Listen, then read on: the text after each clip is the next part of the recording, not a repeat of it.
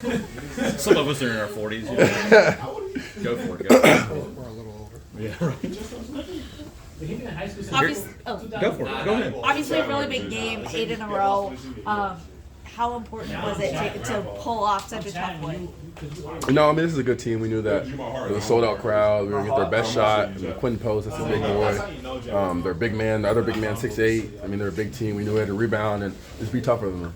Well, obviously, a lot of guys got in foul trouble, you know, but you were able to keep everyone from fouling out. You know, how much of that was maturity? I think that's the advantage that we have. I mean, Coach David talks about all the time. We have really, really good players. We have a bunch of starters that come off the bench, a bunch of guys that run the bench for us, but starting 99% of the teams in the country. So when you have players like that, when people get in foul trouble like me or Mondo or anybody, anybody gets in foul trouble, we got guys that can come in and they won't drop the ball. Harrison, there were a couple of unique lineups late in the first half. Absolutely.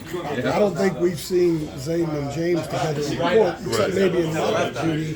But they were able to deliver. They were able to kind of continue the physicality that you guys were playing with, and James got that bucket at the end of the half. How big was it that you guys went that deep in the bench and they were able to help you guys out? I mean, I think that's what makes our team special. We're so deep. We're so many different players. We have 3 deep at each position. I mean, Zayden and James come in. James really hasn't played all year, and he comes and gets his great minutes. He has 2 points, good defense on Quinn Post. Wasn't really fouling. I mean, he had 2 fouls too, but he wasn't really fouling. And I feel like that's just the advantage that we have over other teams is our depth. Also had some fouls to give too, because they weren't going to play a ton of minutes, so they had some fouls to give down there just to kind of bang and stuff. Exactly. I mean, he knew he could come in. He wasn't. Armando was going to come back in the second half. He knew he'd come in, play as hard as he can. You know, he could pick up 2 fouls and just be okay. How tough was it to mix it up with Post? It seemed like he made it hard for you guys inside until he got in foul trouble. That's big. Man. Oh my God, it was 7 foot legit. I mean, I switched on him a couple times and trying to front him in the post is just impossible. I mean, you need 2 guys unless you have another 7 footer like Mondo or Jay Wash or James. You need 2 guys to stop him. I mean, he was a monster. It was tough to stop him, but as a team effort, I mean, we got the job done. How did you see Armando deal with the foul trouble? Because it obviously affected him in the first half. Didn't score. And be able to get through it and have the effective second half that he did, because he had some big moments there in the second. Yeah, I mean, he's a hack. He fouls a lot. And,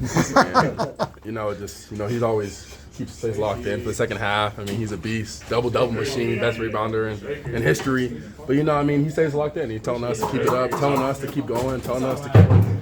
But the fouls could have took him out. You know what I'm saying? I mean, he hadn't scored at half. At the half. Right. I mean, it could take him out, but he's locked in. He's all about winning. This is our leader. It's all about winning. You guys scored 11 of your last 12 possessions in the game. What was working at that point for you? I mentioned this to you last game, how at the end of the game we run 3 different plays, and whichever one works, we run it over and over again, and we found a play that worked over and over again, so we kept running it, and they couldn't stop it. And you guys have done that routinely, even going back to Radford in the opener. You guys were pulling away. Exactly. You have extreme confidence in that situation. You guys know that you're going to get stuff done. And we practice it every day in practice. We do an 81 drill where it's 3 minutes left on the clock. We do execution, different half-court plays, full-court plays. I mean, even if the game's closer, if it's a 3-point game, 2-possession game, if we're down, I mean, we work on everything, and I feel prepared for every situation. The way you guys shoot free throws, is there some comfort when you go in the bonus so early like you did tonight? Okay. For sure, for my other teammates. I haven't been shooting the free throw ball that well, but for sure, I mean, we get in the bonus. I mean, every team we play, I don't think we played a team that's made more free throws than us in the country. And we got guards that can get to the paint, like Elliott and RJ and Seth. We got bigs that are dominant down low. I mean, I feel like to stop us, it takes the whole team effort, and it's very tough. It looked like a big part of the mission was to draw those guys. You drew one late, and you give a fist bump afterward. That Hubert was getting on you guys a lot, I think, on that long possession.